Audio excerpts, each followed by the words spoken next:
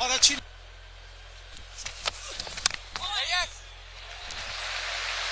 इस एरिया में खेलना पसंद करते हैं, हर समय देखा गया है। दोनों ही अनुभवी बल्लेबाज इस वक्त इंग्लैंड के लिए क्रीज पे हैं।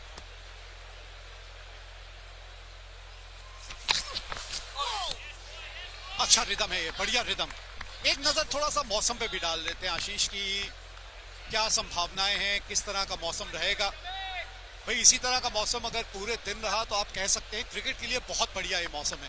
20 डिग्री का तापमान अच्छा रहता है खिलाड़ियों के लिए, हल्की हल्की सी हवा चलती रहती है, और हवा में नमी अगर इतनी रही तो बारिश मैदान से दूर ही रहेगी। भारत में तो 20 डिग्री में स्वेटर निकल जाते हैं, लंदन में कहते हैं और धूप खिली 20 डिग्री कमाल का है। और 23-24 के बाद तो गर्मी पे आ जाती है बात करें तो जो आप धूप देख रहे हैं एकदम से छांव में बदल जाती है। ये मैच का अभी तक लेखा जोखा केएल राहुल, रोहित शर्मा ने कमाल की दी थी शुरुआत, और जिमी एंडरसन एक बार फिर लॉर्ड्स के उस ऑनर्स बोर्ड पे नाम।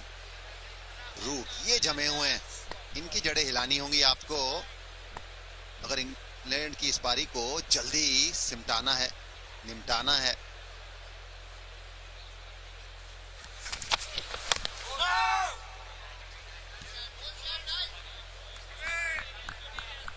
जो रूट बहुत महत्वपूर्ण है इंग्लैंड के नजरिए से।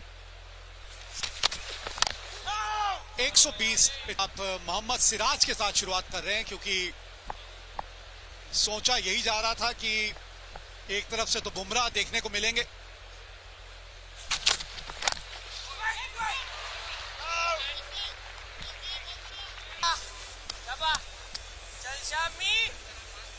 चलिए एक नजर डालते हैं विकेटें जो खोई हैं इंग्लैंड ने।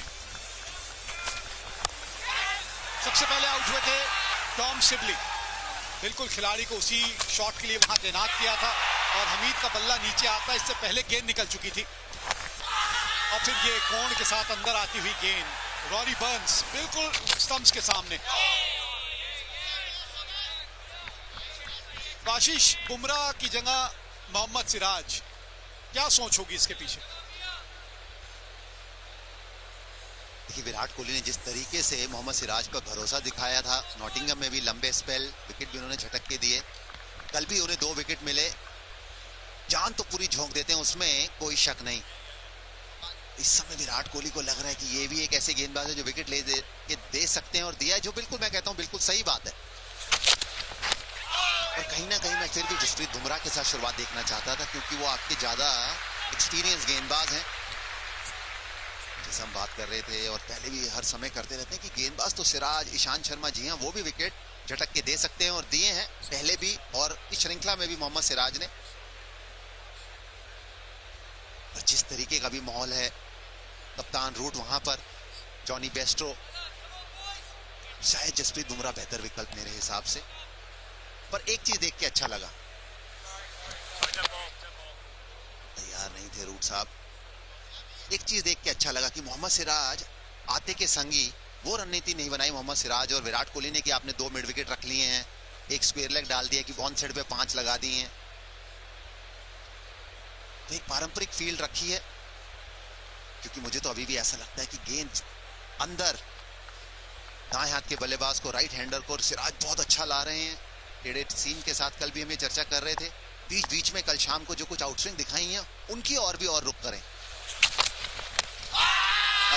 अपील क्या आउटसाइड ऑफ स्टंप है, रिव्यू तो है आपके पास, लेकिन लेंगे यहां तो गवाएंगे, क्योंकि पॉइंट ऑफ इंपैक्ट जो है वो बिल्कुल ऑफ स्टंप के बाहर था।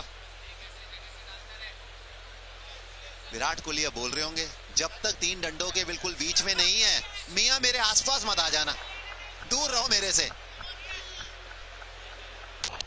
जी हाँ बिल्कुल सही कॉल, आउटसाइड ऑफ स्टंप, क्योंकि ये बहुत महत्वपूर्ण है। जी हाँ गेंद विकेट में भी चाहे जा रही हो, पर ये इंपैक्ट आप देखिए, इसके बाद अगर गेंद डंडे पे जाके भी लगती है तो आप नॉट आउट करा दिए जाएंगे। ये लीजिए अर्शतक जो रूट का, कितनी खूबसूरती से ये शॉट खेला है, और जब जाडेजा जैसा खिलाड़ी ना रोक पाए तो सोचिए उस शॉट में क्या गति होगी। कमाल की पारी एक बार फिर इंग्लैंड के कप्तान के बल्ले से। लाजवाब बल्लेबाजी और शतक पूरा किया एक कमाल के बढ़िया स्ट्रोक के साथ, बढ़िया गैप ढूंढ निकाला। अद्भुत ये बल्लेबाज इस समय तो पूरी टीम को अपने कंधों पे लेके चलते हुए जो रूट इस पूरी श्रृंखला में हमने देखा है। जब भारत भी आए थे तो पहले टेस्ट मैच में ही दोहरा शतक लगाया था चेन्नई में, जिसके चलते उस श्रृंखला में एकमात्र टेस्ट मैच जीता था इंग्लैंड ने। 82 गेंदें, एक बार फिर बल्ले के बीचों बीच बढ़िया स्ट्रोक। 100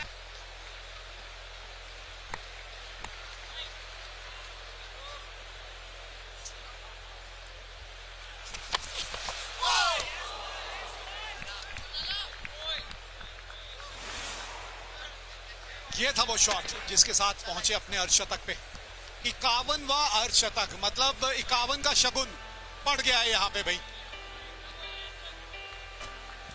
भारत चाहेगा ये शगुन 51 तक ही रहे, 101 का नेग ना पड़ जाए।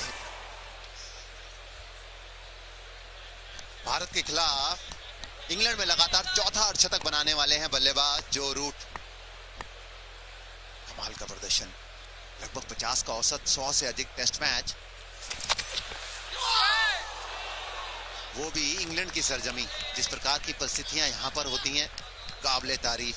जिस प्रकार ये गेंद थी मोहम्मद शामी की, काबिले तारीफ। सिलाई देखिए, कलाई देखिए, मूवमेंट देखिए, बल्लेबाज चारों खाने चित। और शायद इसी वजह से आशीष, जब बुमराह को हमने दूसरे छोर से नहीं देखा ना, थोड़ा सा ताज्जुब हुआ। ऐसा नहीं है कि मोहम्मद सिराज विकेट नहीं ले सकता, लेकिन तर्क, लॉजिक क्या कहता है कि शुरू में एक ऐसा गेंदबाज चाहिए जो हिट द डेक, सीम के ऊपर गेंदबाजी करे और गेंद इस तरह से कांटा बदले ना। दिशा पे थोड़ा सा बेहतर नियंत्रण रखना होगा। 4 रन और मिले, अब फायदा पहुंचा बेस्टो को। थोड़ी सी दिशा खराब तो दशा खराब। मोहम्मद सिराज ने भरसक प्रयास किया पर रोक नहीं पाए। आउटस्विंग ही डाला था पर लाइन थोड़ी टांग की ओर चली गई शामी साहब की, और जिसकी हम चर्चा करते हैं। जान पूरी झोंक देते हैं मोहम्मद सिराज। गेंदबाजी करिए दूसरे छोर से 1 ओवर, उसके बावजूद भी 1 करे हो, 5 करे हो, जोर पूरा लगाते हैं, पर इस बार रोक नहीं पाए चौका।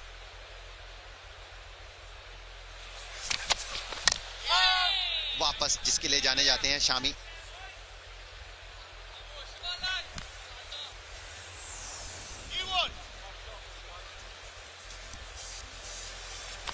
कुछ इस प्रकार अपना अर्धशतक बनाया अभी तक रूट ने। कुछ खराब गेंदें, कुछ बढ़िया स्ट्रोक, और ये तो टेस्ट क्रिकेट हमेशा इसी प्रकार चलती है।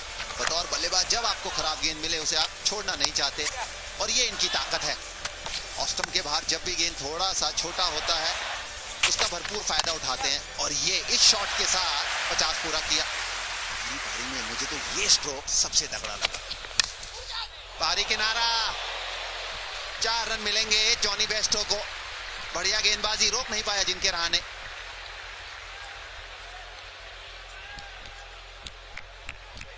और इसीलिए इस लाइन और लेंथ को इतना बढ़िया लाइन और लेंथ कहा जाता है गेंदबाज के तौर पे, जहां बल्लेबाज ललचाता है कि किसी तरह उस गेंद के करीब पहुंचने की उसकी एक चेष्टा रहती है, और पड़ के हल्का सा ही गेंद को हिलना होता है। बस हल्का सा गेंद हिलती है और वहां कभी कभी चूक हो जाती है। बल्ला बदलने की जरूरत है यहां। आशु, आपके किट बैग में कितने बल्ले हुआ करते थे? जब जाता था टूर पे कोई नहीं, जब वापस आता था 5-6। टीम में जितने भी हैं उनसे ले लेता था, पर ये बात पक्की है कि वो 5-6 मेरे बैग में ना विवेक जी 5-6 दिन ही टिकते थे। जब भी दिल्ली में अपने क्लब में अभ्यास करने जाता था, मतलब 4 तो निकल ही जाते थे। 4 में से 3 ऋषभ पंत साहब ले जाते थे। पिछले 3-4 साल तो ऐसे चले थे।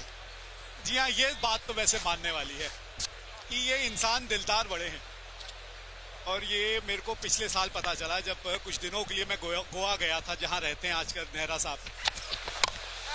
132 पे 3।